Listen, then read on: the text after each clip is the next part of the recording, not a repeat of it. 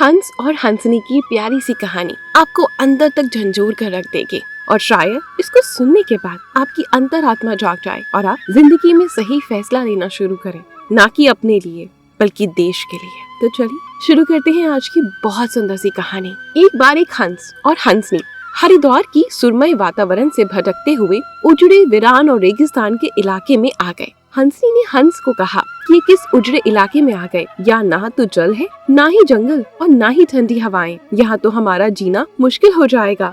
भटकते भटकते शाम हो गई तो हंस ने हंसनी से कहा कि किसी तरह आज की रात बिता लो, सुबह हम लोग हरिद्वार लौट चलेंगे। रात हुई तो जिस पेड़ के नीचे हंस और हंसनी लुके थे उस पर एक उल्लू बैठा था।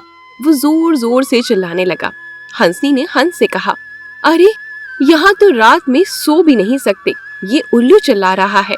हंस ने फिर हंसनी को समझाया कि किसी तरह रात काट लो।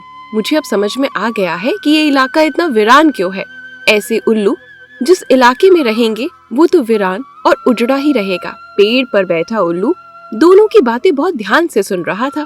सुबह हुई, उल्लू नीचे आया और उसने कहा कि हंस भाई, मेरी वजह से आपको रात में बहुत तकलीफ हुई, मुझे माफ कर दो। हंस ने कहा, कोई बात नहीं भैया, आपका धन्यवाद। ये कहकर जैसे ही हंस अपनी हंसनी को लेकर आगे बढ़ा तो पीछे से उल्लू जोर से चिल्लाया, अरे हंस, मेरी पत्नी को लेकर कहाँ जा रहे हो? हंस बहुत ज्यादा चौंक गया। उसने कहा, आपकी पत्नी? अरे भाई, ये हंसनी है, मेरी पत्नी है, मेरे साथ आई थी, मेरे साथ जा रही है। उल्लू ने कहा, खामोश रहो, ये मेरी पत्नी है। दोनों के बीच विवाद बढ़ता गया। पूरे इलाके के लोग एकत्र हो गए। कई गाँव की जनता बैठी, पंचायत बुलाई गई, पंच लोग भी आ गए। बोले, भाई किस बात का विवाद चल रहा है? लोगों ने बताया कि उल्लू कह रहा है हंसनी उसकी पत्नी है और हंस कह रहा है कि हंसनी उसकी पत्नी है।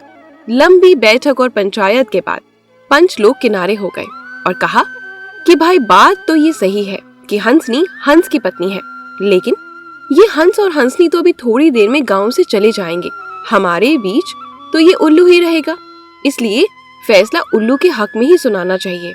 फिर पंचों ने अपना फैसला सुनाया और कहा, ये सारे तथ्यों और सबूतों की जांच करने के बाद ये पंचायत इस नतीजे पर पहुंची है कि हंस ही उल्लू की पत्नी है और हंस को तत्काल गांव छोड़ने का हुक्म दिया गया। ये सुनते ही हंस हैरान हो गया और जोर से रोने लगा, चीखने लगा, चिल्लाने लगा कि पंचायत ने गलत फैसला सुनाया है। उल्लू ने मेरी पत्नी ले ली। रोते चीख कर वो आगे बढ़ने लगा तो उल्लू ने आवाज लगाई, ए मित्र हंस, जरा रुको। हंस ने रोते हुए कहा, अरे भैया, अब क्या करोगे? पत्नी तो तुमने ले ही ली, अब जान भी लोगे क्या? उल्लू ने कहा, नहीं मित्र, ये हंसनी आप ही की पत्नी है और हमेशा रहेगी। लेकिन कल रात जब मैं चिल्ला रहा था तो आपने अपनी पत्नी से कहा कि ये इलाका उजड़ा और वीरान इसलिए है क्योंकि यहाँ उल्लू रहता है। मित्र, ये इलाका उजड़ा और वीरान इसलिए नहीं कि यहाँ उल्लू रहता है।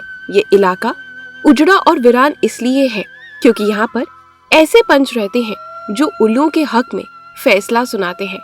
शायद 75 साल की आजादी के बाद भी हमारे देश की इस बुरी दशा का मूल कारण यही है कि हमने उम्मीदवार की योग्यता ना देखते हुए हमेशा ये हमारी जाति का है, हमारी पार्टी का है, इसके आधार पर अपना फैसला उल्लुओं के ही पक्ष में सुनाया है।